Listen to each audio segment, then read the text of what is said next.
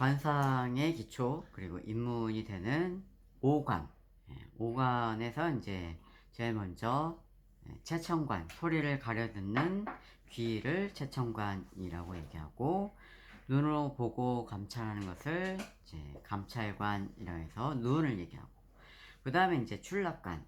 출납관은 바로 이제 입을 상징하게 되는데, 그러니까 입으로 이제 말을 하게 되고 또 호흡을 들이마시기도 하고, 그래서 모든 기관을 이제 바깥으로 내기도 하고 용납하기도 하는 것이 바로 출납관이라고 얘기를 하죠. 그래서 출납관은 바로 입이 되는데, 제일 중요한 건 입술의 능선이 마치 활의 국 모양처럼, 각국 모양처럼 돼야 되고, 그러니까 입술의 아랫입술이 좀 단정하고, 그래서 전체적으로 붉고 윤기로운 것이 가장 귀한 입술이다. 그래서 입술에도 주름이 잔잔한 게 있는 것이 좋은 주름의 형태가 된다. 근데 이제 주름이 있는데, 이제 단순하게 입에서 주름만 보는 것이 아니라, 입술은 기본적으로 이제 두터워야 되는데, 제일 중요한 부분이 바로 입꼬리예요. 입꼬리가, 입꼬리를 이제 구각이라고 얘기를 해요. 근데 이제 구각을 입꼬리라고 얘기하는데, 그 입꼬리의 위아래가 상하순이, 위아래 상하순이 아주 절묘하게 딱 맞아 떨어져야 된다. 그러니까 윗입술은 좀 큰데 아랫입술이 작다. 아니면은 윗입술은 조그만데 그거에 비해서 아랫입술이 크다. 그러면 이제 구각이 맞지 않게 되는 거죠.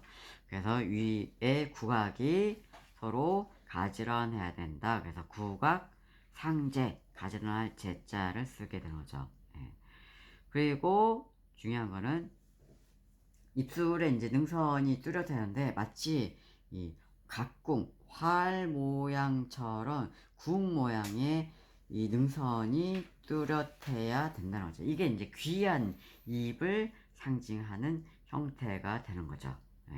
그래서 입술의 능선과 입꼬리가 돼야 되고, 또 그 다음으로 가장 중요한 것이 바로 수구라고 얘기해요. 이 숫자는 걷어들일 숫자, 걷어들일 숫자고, 이 구는 입구가 되는 거죠. 즉 수구라는 것은 입을 꼭 다물다, 입을 해 하고 벌리는 것이 아니라 입을 꾹 다물고 있는 입을 얘기하고 있는 거죠. 그러니까 입을 벌리고 있으면 모든 기운이 다 사라지고 없어지는 형태가 있기 때문에 입을 벌리면 안 된다. 평상시에 말을 하지 않거나 또는 밥을 먹지 않을 때는 항상 입을 꼭 다물고 있어야, 그래야 단정하고 귀한 입이 된다. 그래서 뭐 한 가지 더 추가적으로 얘기한다면, 뭐 옛날에 이제 이 입이 크면 대장군이 된다라고 해서 이 주먹이 입 안에 꽉 차게 들어갈 정도 입이 크면 대장군이 된다. 근데 이제 꼭 입만 커서 대장군이 되는 것이 아니라, 기본적으로 장군의 골격을 타고 난 다음에 입이 커야지, 그냥 단순하게 입만 커서는 되는 게 아닌 거죠.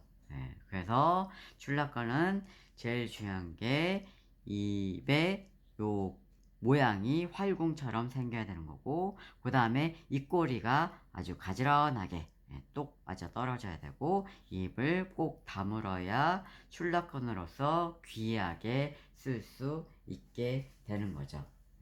그래서 입술이 붉다라는 거는, 뭐 모든 상서에서는 마치 단사를 바른 듯, 주사를 바른 듯, 뭐 이렇게 얘기하는데, 옛날에는 이제 붉은색 염료를 단사나 주사로 썼기 때문에 그런 말을 쓰는 거예요. 그러니까 입술에 주사나 단사, 즉 요즘 말로는 붉은색 루즈를 바르지 않아도 입술이 붉어야 이 부기를 누리게 된다라고 얘기를 한 거죠.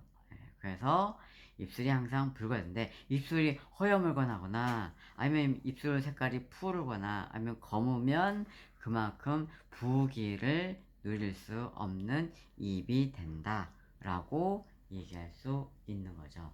네. 그 다음에 봐야 될 것이 신병관. 신병관이라는 것은 찾을 심자, 찾는다 무엇을,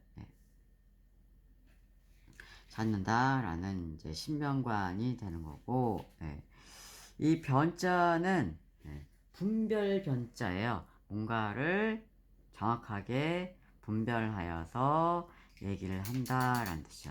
그럼 신병관이 눈으로 보는 것도 아니고 입으로 얘기하는 것도 아니고 그리고 뭐 귀로 듣는 것도 아닌데 신병관이 뭘까요? 바로 무엇이냐면 바로 코가 되죠.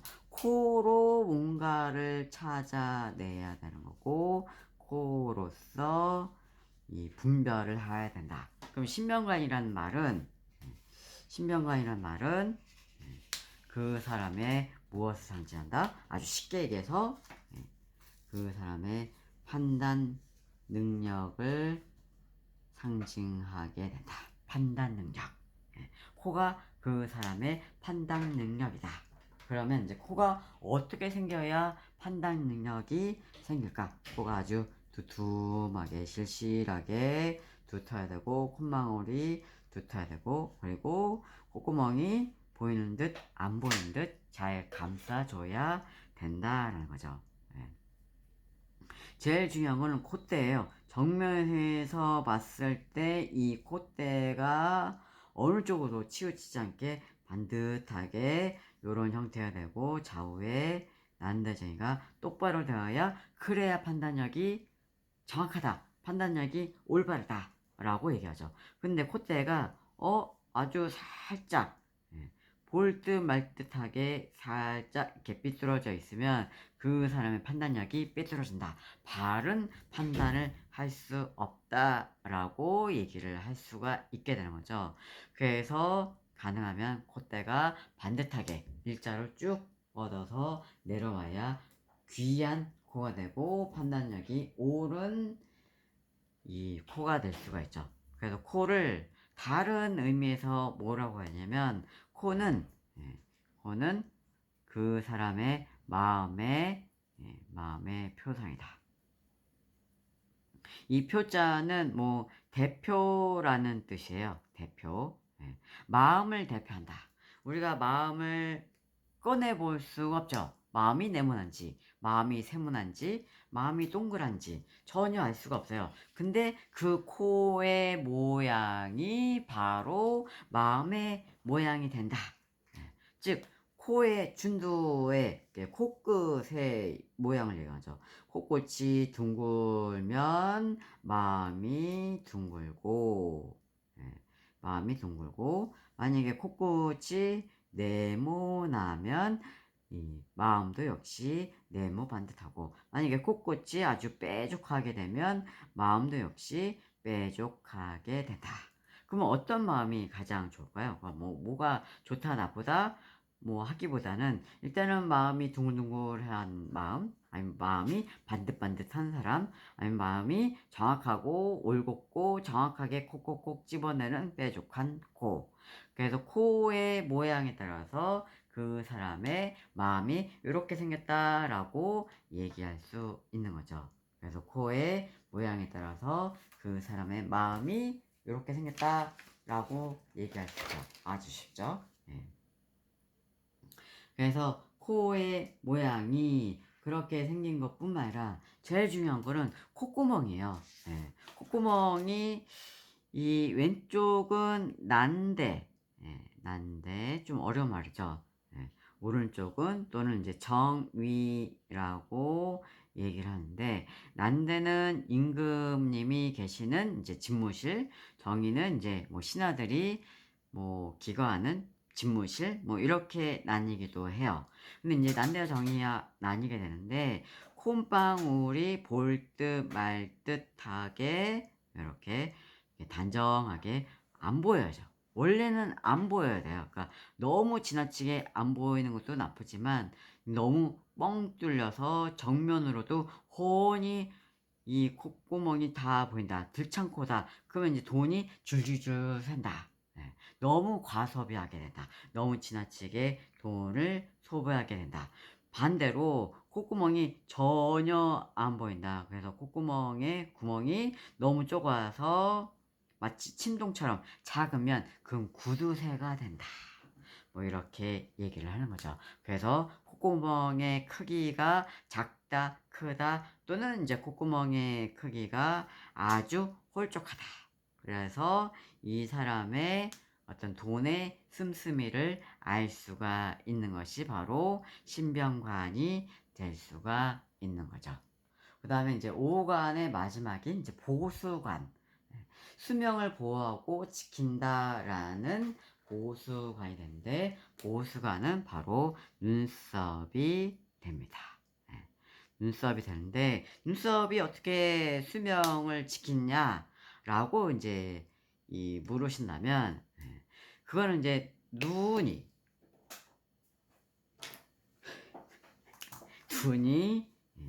눈이 바로 아주 멋진 형태가 되는 것이고, 눈이 바로 그 사람의 생명이 되는 거고, 그리고 그 사람의 목숨이 되고, 그래서 이 생명과 목숨과 이 눈이라는 것이 바로 운명을 상징하는데, 그것을 보호하고 지키는 바가 바로 눈썹이 된다. 그래서 눈썹이 눈보다 단 1mm라도 길어야 그 생명이 되는 눈을 보호하고 지킬 수 있게 된다. 그래서 눈이 길면, 눈썹이 길면 그만큼 그 사람의 생명력이 강하다. 그래서 그 사람이 아주 장수하고 자신을 보호하고 지키는 능력이 뛰어나게 된다. 라고 얘기할 수 있는 거죠. 그래서 눈썹은 마치 은하수가 펼쳐져 지나가는 것처럼 아주 넓게, 수려하게 길어야 되는데, 그래서 눈썹 털과 털 사이가 일정한 간격으로 보여야 되고, 털과 털 사이가 살짝 보이게 되면 그거를 견육이라고 해요. 살이 보인다라는 뜻이죠. 근데 이제 견육이 되면 아주 맑다라고 해서 아주 맑고 수려한 눈썹이다라고 해서 청수미가 되는 거고, 근데 만약에 눈썹 털이 너무 굵고 빽빽하고 눈썹 털과 털 사이가 전혀 보이지 않는다. 그러면 이제 불견육이 되는 거죠. 보이지 않는다. 살일비듬이 보이지 않게 되는 형태가 되면, 불견육이 되면 이거는 아주 탁한 눈썹이 된다. 탁미가 된다. 그래서 눈썹은 수려하게 길되 아주 맑고 깨끗하게 청수한 눈썹이 되어야 귀한 눈썹이 될 수가 있다. 그래서 눈썹 중에 아주 맑고 청수하게 수려하게 긴 그런 눈썹이 가장 귀한 눈썹이죠. 그러니까 눈썹 털이 너무 여리고 가늘긴 한데 전체적으로 부드럽게 마치 초승달처럼, 그거를 이제 신월미라고 얘기해요. 그러니까 처음 나오는 이제 신월미와 같이 신월미처럼 되어야 그런 눈썹이 가장 유효하고, 그 다음에 뭐 이렇게 신월미도 있고, 또는 약간 남자다운 눈썹은 약간 건미처럼 이렇게 된 눈썹도 있죠. 남자다운 눈썹은 건미, 또 여자처럼 부드러운 눈썹은 신월미. 요런 종류의 눈썹이 가장 귀하고 맑고 수려한 눈썹이 된다. 그래서 눈썹은 일단은 눈보다 길어야 된다. 그리고 두 번째는 눈과 눈썹 사이가 멀면 멀수록 가장 귀하다.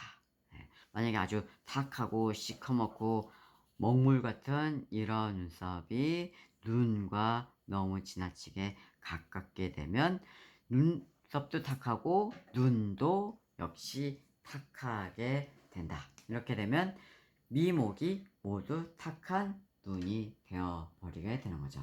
그래서 이런 눈썹은 좋은 눈썹이 아니다. 이런 눈과 눈썹은 좋은 눈썹과 눈이 될 수가 없다. 그래서 이런 경우는 생명을 보호하는 것이 아니라 생명을 오히려 위협하는 눈썹이 돼서, 그래서 앞안, 눈을 압박한다 라고 해서 앞안미라고 얘기한다. 그러니까 눈을 압박하는 눈썹이 되는 거죠. 그래서 이런 눈썹은 좋은 눈썹이 아니다 라고 얘기를 하는 거죠. 그래서 여기서 이제 5가지의 오관이 모두 얘기가 되었어요. 오관을 가지고 이 사람이 귀하다, 천하다 라는 어떤 기준을 삼는 형태가 될 수 있게 되는 거죠.